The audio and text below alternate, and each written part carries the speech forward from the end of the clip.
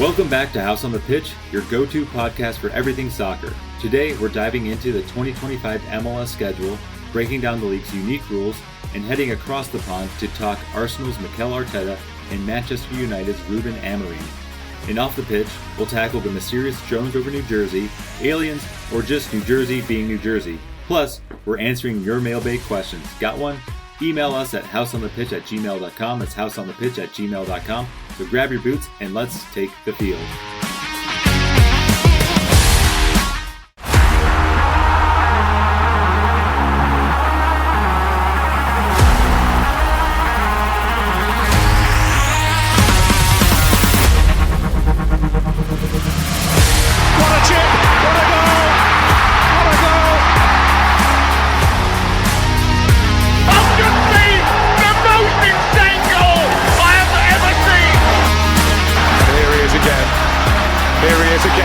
That's astonishing. It's absolutely world class.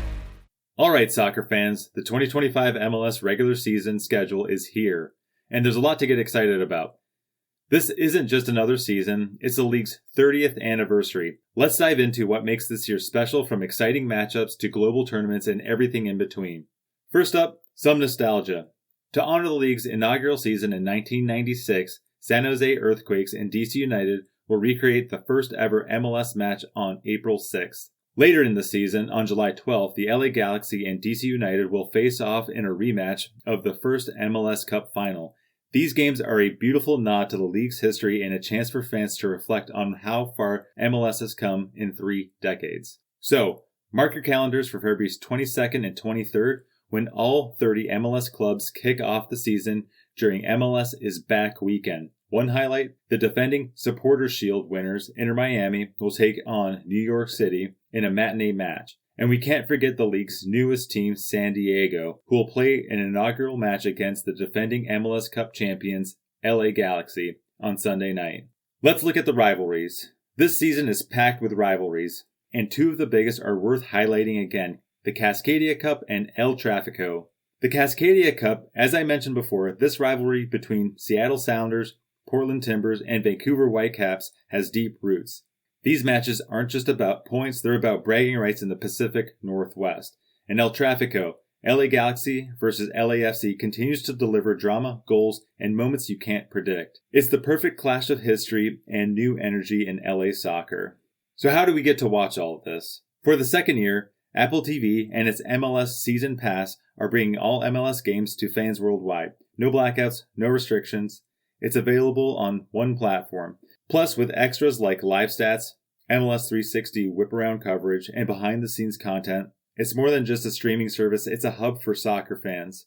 Apple's global reach and innovation have taken MLS to new heights, and it'll be exciting to see how this partnership grows. Now, this year's schedule sticks with the familiar 34 matches per team. So it's the 17 at home and 17 away. It's a structure designed to manage travel across the vast US and Canada. Compare that to the Premier League, where every team plays 38 matches, 1 home and 1 away against each opponent. While the formats are different, they both serve the league's unique needs. And I'd argue that the MLS's setup creates its own type of drama, especially with how playoff spots are decided. Now, speaking of drama, let's talk about the playoffs. They kick off with wildcard matches where lower-seeded teams battle for a spot in the main tournament. Then, it's the best-of-3 first round, which MLS introduced recently.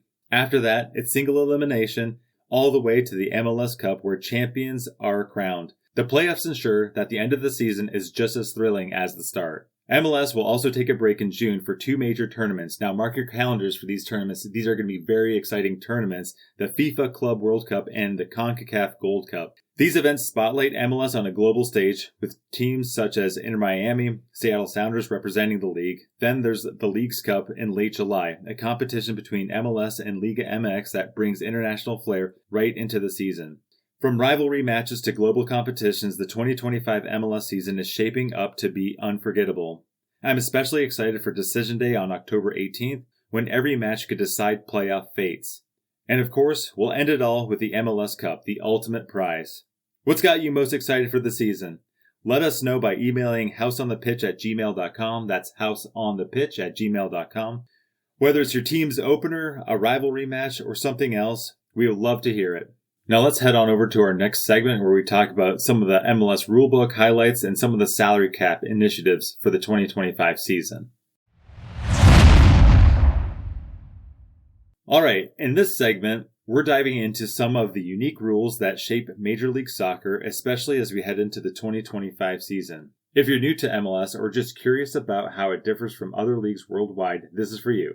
Let's break down the designated player rule, the salary cap, roster restrictions, and more, all in a way that's easy to understand. Alright, so first up, the designated player rule, often called the Beckham rule, introduced in 2007 when David Beckham joined the LA Galaxy. This rule allows MLS teams to sign up to 3 players whose salary exceed the team's salary cap, with only a portion of their salary counting against the cap. This flexibility lets teams attract high-profile talent without disrupting the league's financial balance. For the 2025 season, teams can choose between 2 roster construction models. So Model 1, 3 designated players and 3 U22 initiative slots, or Model 2, 2 designated players with 4 U22 initiative slots and an additional $2 million in general allocation money. This choice allows clubs to tailor their rosters based on their strategic goals, whether it's investing in star power or developing young talent. Now, unlike many European leagues, MLS operates with a salary cap to promote parity and competitive balance. For 2025, each team's salary budget is set at a specific amount, with mechanisms like GAM, which is General Allocation Money GAM, and TAM, Target Allocation Money or TAM, providing additional flexibility. Why GAM and TAM are the names that they chose, I don't know. They could have used better ones. They sound kind of terrible, but GAM and TAM. GAM and TAM can be used to buy down player salary below the designated player threshold or to acquire new players, ensuring teams can build competitive rosters within the league's financial framework. Also, MLS teams have a senior roster for up to 20 players, all counting against that salary cap. Beyond that, there are supplemental roster spots for additional players including homegrown talents and those on minimum salaries. This structure encourages teams to develop young players and maintain squad depth. The introduction of the U22 initiative allows teams to sign up to 4 young players depending on their chosen roster model under a reduced budget charge, incentivizing the development of emerging talent. Each MLS team is allocated a certain number of international slots for players who don't qualify as domestic. These slots can be traded between teams, adding a layer of strategy to roster building.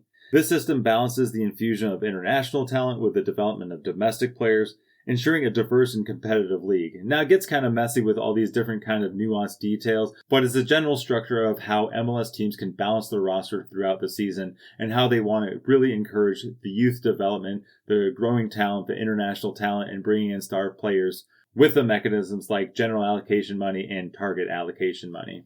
Now, in contrast to many European leagues like the English Premier League, who don't have salary caps or roster size restrictions, clubs can spend freely, lending to significant disparities between teams. MLS's structure aims to prevent such imbalances, fostering a more unpredictable and more competitive environment where any team has a chance to succeed. MLS continually evolves its rules to adapt to the changing landscape of global soccer. Recent modifications have introduced more flexibility in roster construction. Now, this is allowing teams to convert up to $3 million in transfer revenues into the general allocation money, the GAM, up from previous limit of $1.2 million. This change enables clubs to reinvest in their squads more effectively, enhancing the league's overall quality. So there's a lot of little details in here that we mentioned, different rules and restrictions and headcounts that are and are not allowed into the roster for the teams. But understanding these rules offers insight into how MLS maintains competitive balance while allowing teams the flexibility to build their rosters strategically. Whether you're a new fan or a seasoned supporter, appreciating these nuances adds depth to your MLS experience. Stay tuned as we continue to explore the world of soccer both on and off the pitch. Now, join us in our next segment, Across the Pond. Welcome back to House on the Pitch. It's time for our Across the Pond segment, where we dive into the latest stories from the world of international soccer. Today, we're spotlighting two fascinating managers making waves in the Premier League, Arsenal's Mikel Arteta and Manchester United's Ruben Amorim. Let's kick things off with Mikel Arteta. When Arteta took the reins at Arsenal in December 2019, He inherited a team that had lost its identity. Fast forward a few years, and Arsenal is now one of the most exciting teams to watch in Europe. Under Arteta's leadership, Arsenal has embraced a dynamic, attacking style of play that blends youth development with big-name signings. Arteta's tactical brilliance was put on full display last season when Arsenal pushed Manchester City all the way in the title race. When they fell short, it was clear that the Gunners were back in the conversation as title contenders, a position they hadn't occupied in over a decade. One of the most interesting things about Arteta is how he's revitalized players like Martin Odegaard, Bukayo Saka, and Gabriel Martinelli. Odegaard, in particular, has flourished under Arteta's mentorship, becoming one of the league's top midfielders. And let's not forget Arsenal's impressive defensive record. The addition of players like William Saliba and Alexander Zinchenko has given the team a solid backbone, and Arteta deserves credit for his ability to blend youth and experience so seamlessly. But Arteta isn't just about tactics, he's a master motivator. Stories have surfaced about his unique methods like using light shows and speakers in training to simulate the Anfield atmosphere ahead of games against Liverpool. It's these innovative approaches that set him apart and keep Arsenal fans dreaming of silverware. Now, the fresh face at Manchester United. Let's pivot to Ruben Amorim, the man currently at the helm of Manchester United. Amorim might not be a household name yet for everyone, but in European football circles he's regarded as one of the brightest young managers in the game. Amorim made his mark at Sporting CP in Portugal, where he won multiple trophies, including historic Premier League title in 2021. That triumph ending Sporting's 19-year league title drought, and his ability to break that cycle of mediocrity caught the attention of big clubs across Europe. Now, since arriving at Old Trafford earlier this season, Amorim has been tasked with steadying the ship at a club that's been anything but stable in recent years. United's inconsistency has been a glaring issue, but Amorim brings a philosophy rooted in discipline and attacking football. One of his standout qualities is his tactical flexibility. At Sporting, Amorim was known for his innovative use of a 3-4-3 system, which allowed his team to dominate possession and create overloads in a wide area. While adapting to the Premier League, Amorim has shown a willingness to tweak his approach, balancing a philosophy with the demands of English football. Off the pitch, Amorim is known for his calm demeanor, a stark contrast to the chaos that often surrounds Manchester United. He's been vocal about building a long-term project, emphasizing youth development, which could be music to ears of United fans. Let's look at comparing the two managers. What's fascinating about Arteta and Amorim is how they represent a new generation of managers, young, tactically astute, and unafraid to innovate. Arteta is already a proven force in the Premier League, while Amorim is just beginning his journey, but both are committed to transforming their clubs into perennial contenders. It's also worth noting that the immense pressure they're under. Arteta faces the challenge of keeping Arsenal competitive in a league dominated by Manchester City and Liverpool, while Amorim has to navigate the high expectations of a global fan base desperate for a return to glory. So what's next for Arteta? The goal is unclear.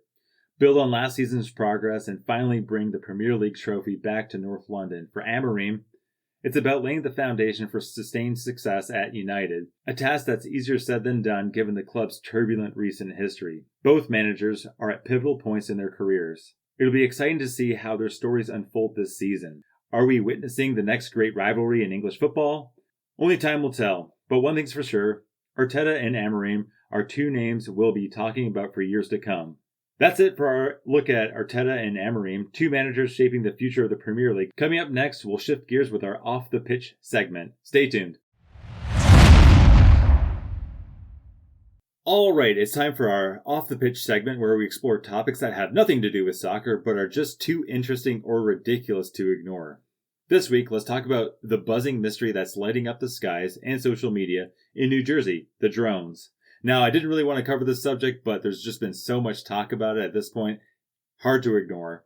So here's the situation. Over the past few weeks, residents in various parts of New Jersey have reported seeing drones flying over in synchronized patterns late at night. These aren't your casual backyard hobbyist drones. Oh no, we're talking about large, advanced drones moving in a way that feels, frankly, a little eerie. What makes this even weirder is that no one has officially claimed responsibility. The FAA says they don't know who's operating them, and local law enforcement seems equally baffled. Naturally, this has led to all sorts of speculation. Are they part of some government surveillance project, a corporate tech experiment, or is this some next-level Amazon delivery test run? If it is Amazon, they better start delivering my packages a little bit more efficiently.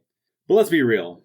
Where there's mystery, there's satire. Social media has been having an absolute field day with these drones. Some people think it's aliens scouting Earth for an invasion. One Twitter user joked, "The aliens saw New Jersey and decided Earth wasn't worth it." Smart choice. And I mean, if your first impression of humanity is a New Jersey Turnpike rest stop, I wouldn't blame them for turning their UFOs around. Then there's a theory that these drones are actually Jersey's attempt at making a sequel to The Sopranos. Picture Tony Soprano pacing around muttering, "We gotta control the skies now too?" Of course, some of the more grounded jokes suggest this is New Jersey's new tourism campaign. Who needs beaches or boardwalks when you can come for the mysterious drones at night? They'll even include a free tinfoil hat with your stay. While jokes are great, there are real concerns here. Some experts speculate that these drones might be part of a private company's mapping project or a test for some new technology. Others wonder if it's something a little shadier like spying. And when no one steps forward to claim responsibility, people naturally start asking questions. Interestingly, New Jersey isn't the only place dealing with mystery drones. Similar incidents have been reported in other states and even around the world. It's like a new age whodunit, but with more flashing lights and fewer suspects. So what are these drones really up to? Are they part of some secret project, an alien scouting mission, or just the world's most elaborate TikTok trend? We might never know. But one thing's for sure, New Jersey has once again given us something to talk and laugh about. Until we get answers, let's just keep enjoying the memes and hoping these drones aren't mapping out plans for world domination, or worse, mapping out the best diners in New Jersey, because as everyone knows, there's no diner loyalty like Jersey diner loyalty. That's it for this week's Off the Pitch. Coming up next, we dive into our mailbag questions. Alright, closing out today's episode, we dive into my favorite segment, the mailbag questions. Thanks for everyone who sent in questions, and don't forget, if you have any questions or thoughts, please feel free to email at houseonthepitch@gmail.com. That's houseonthepitch@gmail.com, and let's dive in. Let's see, what is the first question? If soccer didn't exist, what sport would you follow instead? Okay, well, that's a tough one, because let's be honest, soccer is the best sport. But if it didn't exist, I'd have to go with hockey. Think about it. Hockey has a lot of similarities to soccer. It's fast-paced, there's continuous play, and while it's not a super high-scoring game, the goals feel just as intense and hard-earned as the last-minute penalty kick in a tied match. Plus, hockey has a nice international vibe too. It's huge in US, Canada, and obviously it's big in places like Russia, Finland, Sweden, even parts of Asia. It's almost like soccer of the ice, if you will. And let's not forget the sheer physicality of hockey. Can you imagine the drama of soccer if players could just body check each other into the boards? Imagine Neymar in a hockey game. It'd be a very different experience. But yeah, hockey would be my pick. The energy, the speed, and the global connection make it a solid substitute. If you have a second favorite sport, or if soccer didn't exist, please let us know at houseonthepitch@gmail.com. Feel free to share your thoughts on your second favorite sport as well. All right, and our next question, last one of the day, what is the best soccer movie? Ooh, that is a fun question. And honestly, there are quite a few contenders. You've got movies like Goal, The Dream Begins. It follows a young player chasing his dreams, playing professionally. It's classic underdog story, which everyone always loved, and honestly, it's just a little inspiring. Then there's Bend It Like Beckham, an obvious one. It's all about overcoming the culture expectations. It's just loving the sport. It's got heart. It's kind of funny. And it's the one that everyone's heard of when you ask, what's a favorite soccer movie? But if I'm being honest, my favorite soccer movie has to be Kicking and Screaming. If you haven't seen it, it's basically Will Ferrell as this do-gooder dad who ends up coaching his son's Little League soccer team and the rivalry he has with his dad, played by Robert Duvall. It's just hilarious. The one-liners in the movie are golden. And of course, Mike Ditka's in that movie. Yes, the Mike Ditka is in it, and he plays himself. He's helping Will Ferrell's character coach the team, but they're constantly at odds. I mean, who would have thought pairing Will Ferrell with the Hall of Fame coach and it working so well? It's just a good fun. It's a goofy movie. And let's be honest, we've all seen a kid's soccer game that turned into absolute chaos. So it's pretty relatable too. So Kicking and Screaming, Will Ferrell, that would be my soccer movie go-to. All right, that's it for this week's mailbag. If you got questions, don't forget to send them my way at houseonthepitch@gmail.com. I'd love to hear your thoughts, whether it's about soccer, sports, or even your favorite soccer movies. Let's keep the conversation going, and we'll see you next time on The Pitch. Thanks for tuning in to House on the Pitch. Don't forget to email your questions and comments to houseonthepitch@gmail.com. That's houseonthepitch@gmail.com. I'm your host, Tom House, reminding you to grab your boots and lace up. There's always another match to play. See you next time.